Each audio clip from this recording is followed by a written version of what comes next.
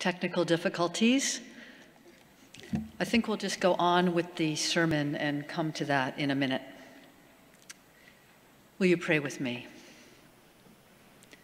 Gracious God, may the words of my mouth and the meditations of all of our hearts be acceptable in your sight, O God, our strength and our Redeemer. Amen.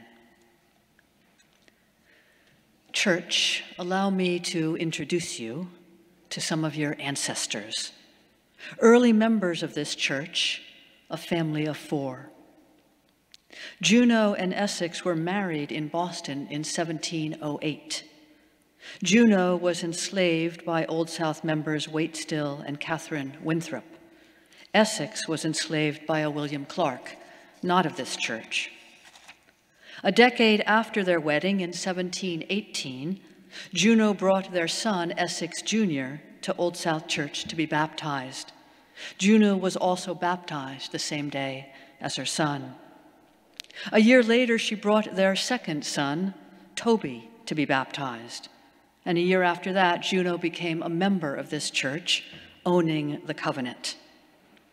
Essex and Juno, husband and wife, were likely first-generation Africans to this soil. Not by choice, of course. These were no eager immigrants yearning to breathe free in a land of liberty. They came from freedom. They were denied it here. They arrived by force, both surviving the Middle Passage. They will have had that shared trauma between them. They will also have had shared memories of another continent, another land, shared memories of freedom and dear family members from whom they would be forever separated. I imagine Essex and Juno met in Boston, finding comfort in each other's arms. Perhaps away from the earshot of their enslavers, in furtive encounters while running errands, they shared stories of the land and the families from which each had come. Did they talk together of the Middle Passage, of its terrors and indignities and deprivations, of the sufferings they each endured? Maybe not. Survivors of such horrors often do whatever they can to avoid summoning wincing memories. Juno and Essex and their sons, Essex Jr. and Toby, appear in our records for marriage, baptism, membership. Additionally, Juno appears in Samuel Sewall's diary, mentioned in passing as Catherine Winthrop's servant. That's it. That's all we know of this family, these members who, by virtue of their baptisms, were kin to us. How did they manage, this couple who were owned by different, dare I say, respectable Bostonians? How did they face each bleak, freedomless day?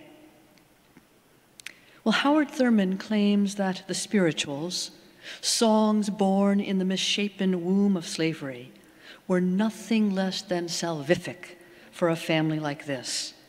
More than songs, spirituals were the taste of freedom, the wings of hope, an open door. Spirituals were everything. Howard Thurman was a neighbor to us, a Christian minister, theologian, and author, mentor to Martin Luther King Jr. Indeed, it was Thurman who introduced King to Mahatma Gandhi and to the principles of nonviolent resistance. Thurman served as the dean of Boston University's Marsh Chapel from 1953 to 1965. He was the first black dean of a chapel at a majority white university. In addition, he served on the faculty of Boston University School of Theology. Here is what Howard Thurman says about spirituals, quote, "The existence of these songs is a monument to one of the most striking instances on record in which a people forged a weapon of offense and defense out of a psychological shackle. By some amazing but vastly creative spiritual insight, the slave undertook the redemption of a religion that the master had profaned. Again, by some amazing but vastly creative spiritual insight, the slave undertook the redemption of a religion that the master had profaned. End quote. Old South Church in Boston was party to that profanation. 7 of our 28 founding families were enslavers. 4 of our first 7 ministers were enslavers.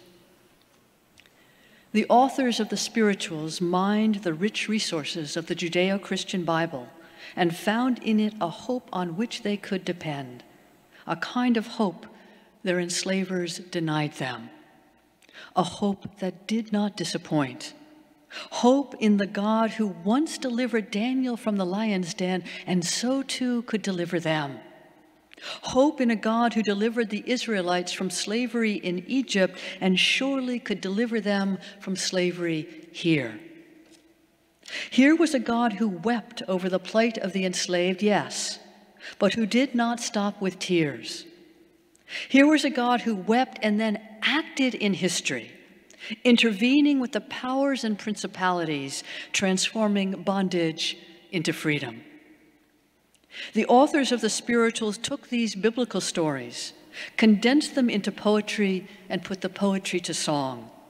And in singing these songs, Essex and Juno, Essex Jr. and Toby, claimed a God who was personal, intimate, and active.